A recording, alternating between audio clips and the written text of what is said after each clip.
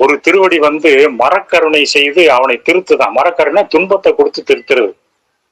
இன்னொரு திருவடி அறக்கருணை வந்து அவனை அனைத்து தன்மயமாகி விடுகிறவன்.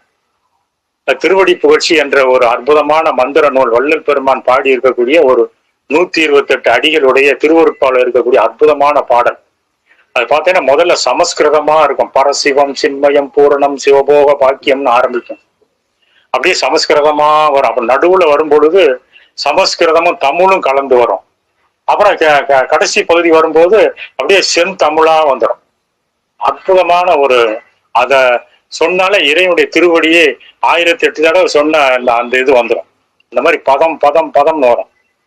என் உயிரை அன்னவதம் என் உயிர்க்குயிரா இறங்கு செம் பதும பதம் என் அறிவனும் பதம் என் அறிவனுக்கு அறிவா இருந்த செங்கமல பதம் என் அன்பனும் பதம் என் அன்பிற்கு அன்பா இசைந்த கோகனக பதம் என் தவம் எனும் பதம் என் மெய்த்தவ பயனா இந்த செஞ்சலச பதம்.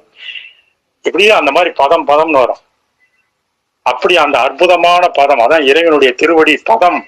பதமா இருக்கிறவர்கள் தான் அந்த பதமும் கிடைக்கும். பக்குவம் பதம்னா பக்குவம். பதம் இந்த பாது பகம் பாது பக்குவம் கருப்பட்டி பாகலாம் அந்த காலத்துல காய்ச்சுவாங்க.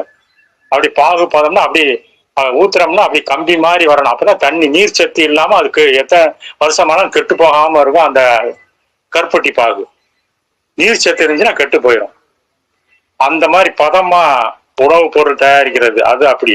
அது போல மனிதனும் பக்குவமுற்றவனாக பதம் உடையவனாக இருந்தா இறைவனுடைய திருவடி பதம் அவனுக்கு அனுபவமாகிவிடும்.